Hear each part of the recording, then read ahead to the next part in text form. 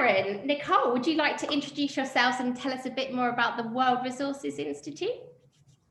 Sure. Nicole, do you want to give an intro of yourself first, and then I can go ahead and give a little background on WRI? Yeah, sure. Hi everyone, I'm Nicole. I'm a civic technologist and also the product manager for Terramatch, which is a WRI product. In the past, I have experience working in nonprofit digital capacity building, machine learning ethics, and generally everything public interest technology. Thanks. And hi everyone, Aaron Minnick, work alongside Nicole here at WRI. I've been at WRI for just under 11 years now, working in a couple different capacities and across different teams within the Institute. For the last 7 years or so, I've been working specifically with our Global Restoration Initiative. And for the last 3 years or so on developing what has basically turned into Terramatch, what we're here to talk to you about today. Just a little background for those of you who might not know. So WRI is an environmental think tank based, its headquarters based in Washington, DC. We were set up in 1984, and we now are working in 60 different countries around the world. We've got offices in Brazil, China, India, Indonesia, and Mexico. And we also have regional offices in Africa and Europe. And we are now, which it sounds crazy to me because it's grown significantly since I've started, but over 1,000 experts working at WRI around the world. WRI focuses its work into 7 main work streams or program areas. We work on issues related to climate and climate change, sustainable cities and transportation, energy, food, forest, water, and oceans. And then we have some cross-cutting centers that basically cut across all of our thematic work, focusing on business, economics, finance, and governance. And WRI, I'd say just here to finish up my intro here is that what's interesting about WRI compared to, I think, a lot of the other more traditional sort of environmental think tanks or NGOs is we really do focus on the nexus of where the environment overlaps with economic opportunity and human well-being. So much of how we address these environmental challenges is always with sort of people and economic opportunities for communities at the center of that. It's amazing the work that you guys do. And I love the fact that you've been there for 11 years as well, Aaron. Part of the furniture.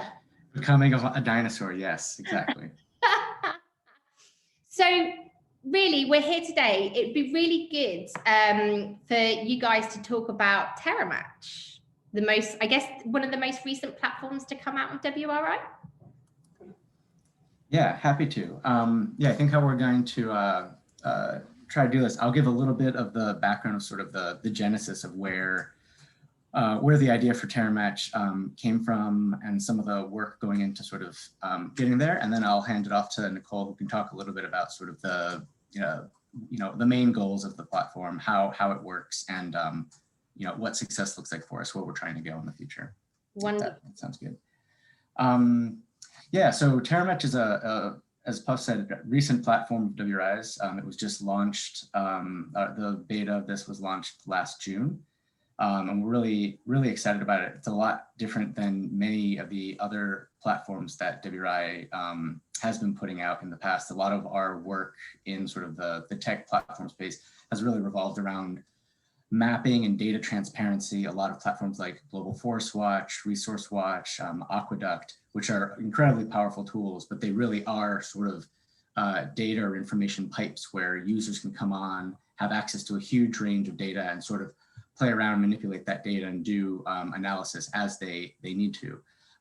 What's different with Terramatch is it's the first time WRI has really been moving into a space where it really is sort of a two-sided, a real, in the definition of the word, but platform that allows the user to come on and sort of engage with each other and provides that facilitation space. So yeah, really exciting. We've been learning a lot along the way, but yeah, I think has a lot of value to the environmental, especially the restoration space. Some of the genesis, as I said, we started working on this concept on Terramatch a little over 3 years ago. Essentially what we were seeing was almost a decade of a huge change in the conversation at the national, international level, where all of a sudden the international community and individual countries were now talking about landscape restoration as a real opportunity to meet, to address, the SDGs, to meet their climate change targets, et cetera, and really seeing sort of restoration as that means to an end. We started seeing it be mentioned in NDCs and really became popular. We have these international initiatives, these communities with targets for them called, there's the Bond Challenge, which is the global one. There's also 2 regional initiatives, Initiative 20 by 20 in Latin America and Initiative AFR 100 in Africa. And what we saw sort of over this time was a lot of countries sort of making commitments, signing on, making pledges to restore a certain amount of land. At the same time, we saw governments, private investors and corporations lining up on the sides, making their own commitments and earmarking funds to go to restoration. But over the years, we basically saw these commitments building up, and the actual flow of money to projects on the ground wasn't keeping up. It was really coming in at a trickle. And so when we set out with this concept was to really understand, why isn't the money flowing? What are some of those challenges? And is there an opportunity that we could play to address this? We didn't necessarily set out to build a platform. I think is key here too. We really tried to see like what's out there already that we could potentially use and leverage. Maybe it's just coming up with better training materials for target groups that we're looking to use traditional platforms. And so we really tried to explore our options before we went ahead and built the tech. As we started reaching out to these potential user groups, basically the groups looking to fund restoration, making these commitments, and then the groups on the ground, and started to explore sort of what their biggest challenges are, we started seeing that they're basically, it was a dating problem. We had lots of groups on the ground doing really amazing work, really plugged in to their communities, knowing what to do. And their biggest challenge was basically connecting with the international community and having a reliable source of funding that would allow them to look at longer term type projects and also have scaling plans in place.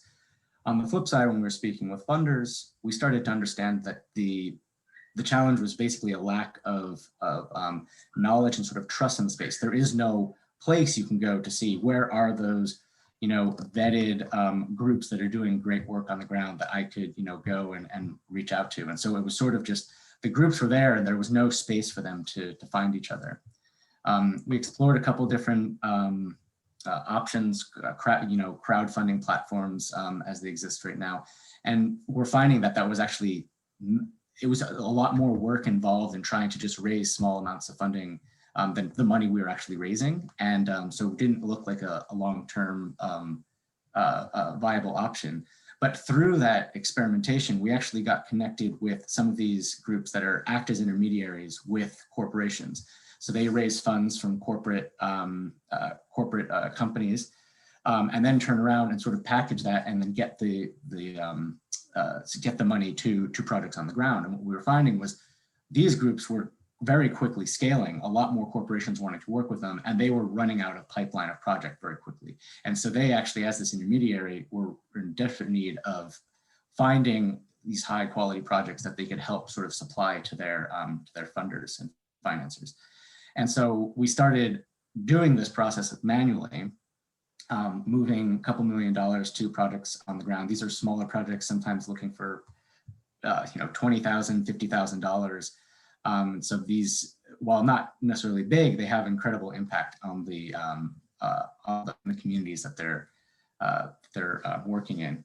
And we started realizing this is actually the opportunity. It's more of a B2B platform than a B2C, and not trying to focus on the crowdfunding. There's a million crowdfunding platforms out there, but can Terramatch be that sort of matchmaking and pipeline development platform for these intermediary groups that are then connected to, individual customers. And so as we explored that, working through this manually and proving the concept, we started moving along and looking at building the tech behind it. I'd say yes, the whole process took us about probably 3 years from the concept until where we are now. The actual build, once we identified that a tech solution was actually what we needed, the process working with Three-Sided Cube, or identifying a partner and then working with Three-Sided Cube, took us just over a year from start to finish, which to me as a novice in the space thought that sounded like a very long time, but I'm now realizing that was actually quite quick to build what we did. So a lot of learning from this.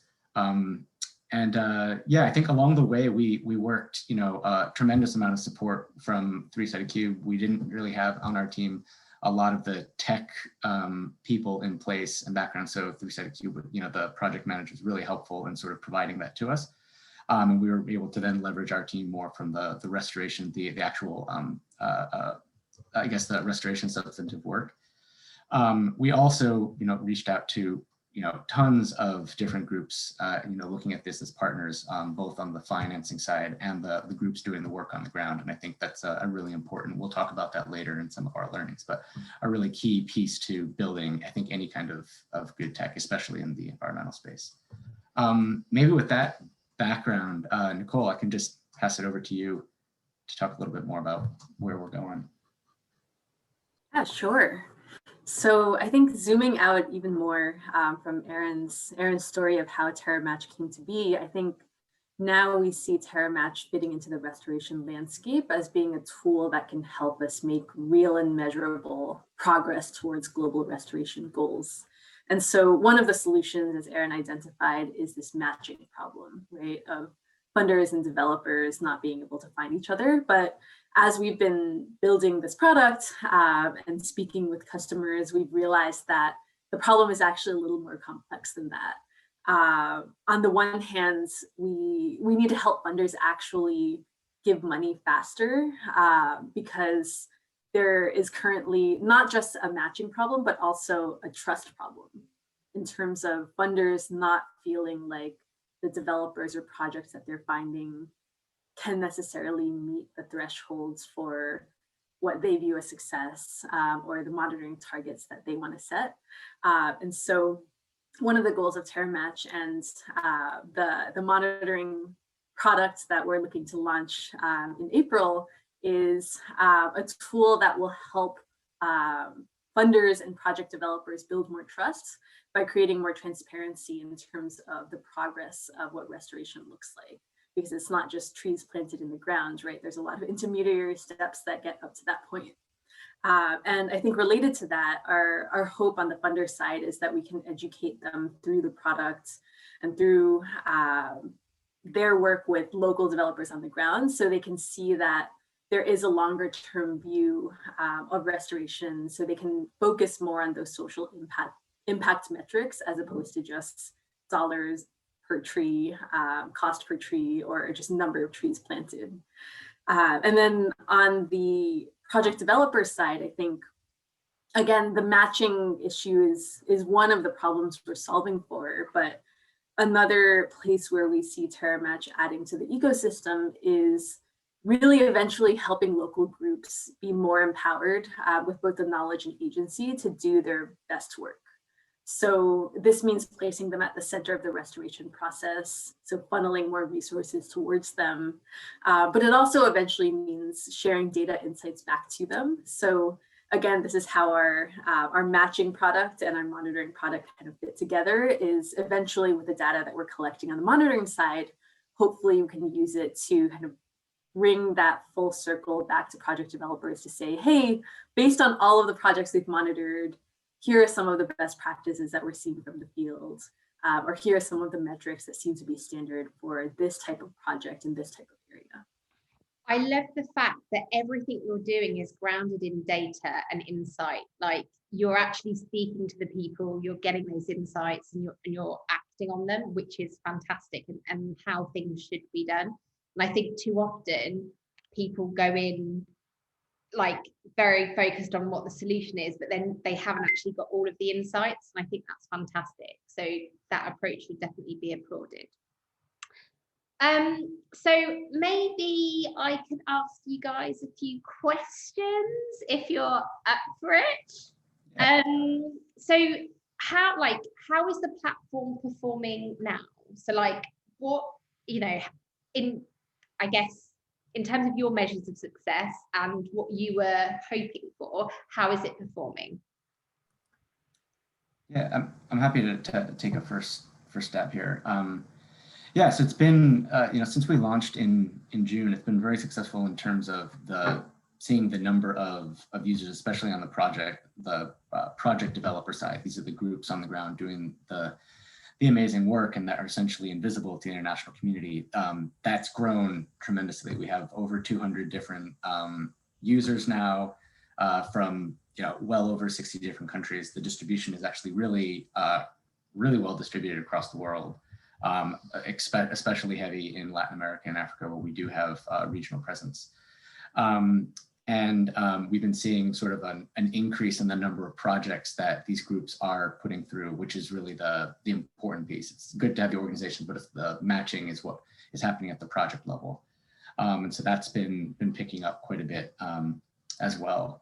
I think where we've been maybe a little bit slower, and I think is one of the challenges with these types of platforms where we really do have like a two-sided marketplace, is sort of how do you get, which side do you focus on, and how do you get both sides to some kind of critical mass to where the interaction between them starts to become organic. And so we're working on that piece at the moment. I think the early months of this was really focused on making sure we got those project developers from around the world and getting those projects on there, and a lot of the vetting work that we do.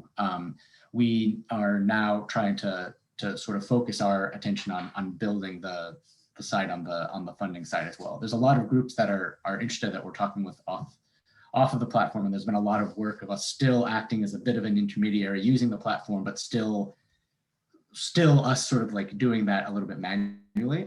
But I think we're in a good spot over the next couple months of bringing that on to those interactions onto the platform. That's like really interesting. And you mentioned, obviously you're talking to lots of different people, but like how many stakeholders did you have for this project? Because I think that's often a big challenge that people have when they're trying to manage all these different stakeholders, which can be quite difficult to do.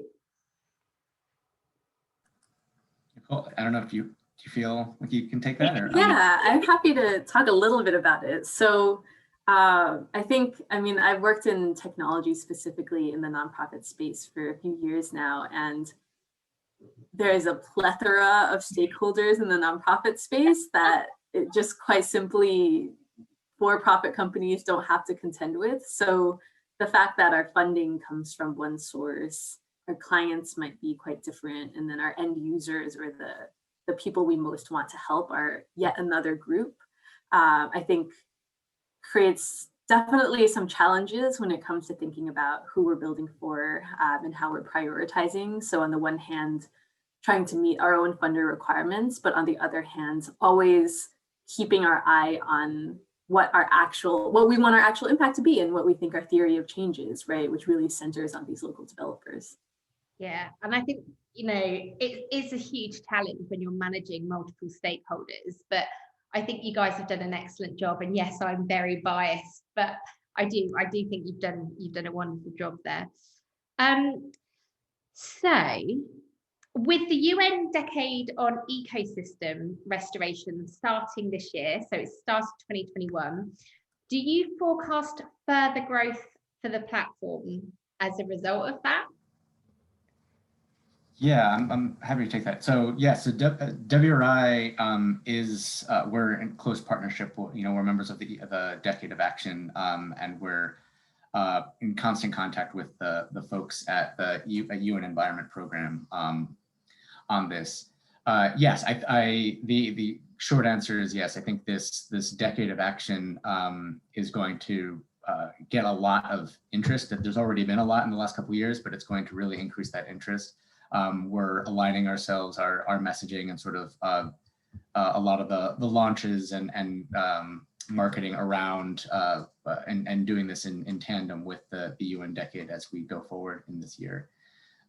Just speaking, in like my first job at WRI, I was working actually on sustainable transportation in cities, where it was the decade of action on health and road safety. And so we were working specifically on road safety right as the decade was starting. And so now it's interesting to be in this decade again. But using that example, health and road safety was never talked about really when in any of these sort of urban planning, transportation conversations. And during those 4 or 5 years I was with the team, working on that, the entire landscape changed to where that became central to everyone's talking was about how do you ensure that the planning takes that into account. And so I think to the extent we're already seeing restoration come to the forefront, I think with this decade, it does have a lot of potential of really putting that at the center of everything that countries are doing and thinking about. So yeah, excited for this. It definitely feels very topical right now, and I'm feeling like more and more people are talking about it and actually listening and hopefully taking action. So, but I don't know if it's because I'm more in it. Like I don't, when you're like, I think I'm biased, but I don't know. Do you think more people are talking about it and aware of this now? I think so. I've been here. I mean, you can see just the number of companies getting on. I mean, part of it, yes, sometimes, you see these commitments and it's like, how realistic is it? But I think there is a growing sort of just general understanding among a lot of different stakeholders, even more lay people in the space, not just the, environmental folks like at the front, waving our flag, but that investment in, we call like NBS, like nature-based solutions is the key. It helps us address climate change, but it also, addresses so many other environmental issues along, ecosystem services and helping, struggling communities that are dealing with this climate change. And the interest and sort of acceptance that investment in NBS, nature-based solutions, is key has been increasing. And I think we're seeing that along with things moving along with the Paris Agreement and countries, their nationally determined contributions. I do think that there's going to be a pickup. I think we're starting to see some centers of gravity showing up here. I think one of the big pieces, and Nicole was touching on this, is sort of the trust. It's the trust for the project developers, but also I think just trust in the general space of restoration. It's hard to monitor restoration and to track that.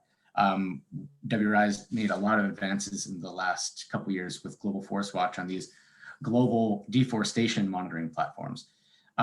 Well, not to say that that's easy, but it's a lot easier to use satellite imagery and watch a forest disappear because you have trees and then you have no trees. It's a lot more challenging to watch trees grow back in a landscape. Trees are slow. And then especially in areas where you're not necessarily growing forest blocks, but you're growing trees spread within a landscape. A lot of times those trees don't show up in traditional monitoring. You can see that now. You go to some of these platforms and you'll look at swaths of the world that says there's no trees here. But then if you look at satellite imagery, there's trees, it's just scattered. And so this monitoring space has been challenging. And I think our team has been making a lot of advances in the methods, and then what we're building out, as Nicole alluded to, we're building out some of those tools directly into Terramatch, where we can then monitor the projects that get matched. I think that's going to help increase sort of the interest in this space as well. I think as soon as it's cheaper and easier for companies, not just to make the commitments, but I think we see a lot of times that there's a lot of risk making a commitment, investing in a project, and then a year or two later, the project fails because there weren't good practice in place, or there weren't good ways to track the project. And usually the companies get burned. And so that makes them very risk averse to investing in these projects. And I think as we can help with the monitoring, telling the story, and showing successful progress, you're going to get a positive feedback loop in the space. But it takes that time, doesn't it? You need to invest that time and energy, and it's so important that that's done thoroughly and the right way, because you're right, that trust is such a crucial part. Right, okay, I'm very aware of time, so I don't have any more questions at this point, but what would be really good to understand from you guys is you've been through this process of creating a tech solution, okay? What 3 considerations would you have, or would you kind of highlight for those people that are looking to take on a tech solution in the future? Nicole, do you want to take a stab at this? Oh, I think you're muted. Oh, you're on mute, Nicole. Sure, I can start. Yeah. So I think one of our learnings is that, I mean, there's a lot of new solutions in the environmental and sustainability space, just as there's a lot of new tech-enabled solutions elsewhere in the social impact sector. But having been in the sector for a while, I know that what's the newest, most cutting edge, shiniest technology isn't actually what's necessarily the most helpful on the ground. So sometimes the solutions that are actually needed are quite simple, like project developers need to find access to more funders, right? But I think what the funding community and general public tends to be drawn to are those like AI powered solutions, machine learning, customization, personalization. And when we're on the topic of green tech, I think it's important to think about too, AI is such a pollutant. It takes so much processing power and it's actually quite bad for the environment. And so balancing the potential negative downsides of the technology that we're creating with the upsides, and also thinking about like, what is the simplest solution that can provide real customer value rather than what's like the coolest, shiniest new toy out there, is really important, not just for us, but I think for this like environmental sustainability technology sector as a whole. I think that's an extremely valid and strong point, and I would echo what you've said, Nicole, because you know we get so many people that approach us and say, oh, we could do this and we could do that, and it's because of the excitement and the buzz around certain technologies or advancements, but actually you're right, it's quite often the most simple solution that is actually the strongest and the best in all aspects. So I think that's a really valid point. What right, about, and I think like if you think about our own product, so the Terramatch matching piece, if we were to create a machine learning model that recommends projects to funders based on their history of funding, it would probably recommend like the biggest nonprofits that are most well funded, right? So I think there's making sure that we're actually tying it to our impact bottom line is not something that algorithms can do for us. I would agree, I definitely agree with that. Okay, so what about a second consideration? Yeah, I can just say this one. I started alluding to it earlier, but was basically the importance of user research and really understanding like the groups of folks. I mean, yes, lots of different stakeholders, but who are you actually trying to serve with your technology solution? I said earlier, we didn't necessarily set out to build technology, but really trying to understand the problem of these two different groups, and sort of eventually found, what, and tried to see what is that most, the simplest solution that we can build. So we did a lot of user research and interviews on understanding the problem. And then before we went ahead and said, okay, great, and then built, we developed a series of different sort of very simple sort of prototypes and wireframes, and then had follow-up interviews with these same groups to then walk them through our proposed solution, and got a lot of feedback during that process that ultimately made its way into the final product that we launched. And so I think that's really key, and not something, especially in the environmental space. I know WRI is very guilty of that. Usually it's like, we know best, here's how we're going to build it, and it's going to solve the thing, solve the problem for everybody, rather than sort of really trying to understand who our target audience is. So when you were going through that research piece and you were prototyping and then iterating on that prototype, I bet you that changed quite a bit. The solution must have evolved as you were going through that process quite significantly, I imagine. Yeah, I mean, I think the general thinking when we had some of our internal brainstorms, the idea of sort of a, someone, I can't remember who was on the team, but mentioned like, it's sort of like a dating problem. It's sort of like seeing it through the lens of like, you have these two sides and we're really trying to just like match them. I think that general concept did end up making it through the whole piece, but in terms of sort of how it works, what pieces of information do we need to, be including for the project that are, the folks doing the work on the ground want to be able to speak about and showcase, but is important to the people looking to fund the projects, and trying to refine all of that down. And then the best way of how do you recommend matches based on these interests, all of that, that did change quite a bit. Amazing. Okay. And the third and final consideration, who's going to take it? Nicole? Sure.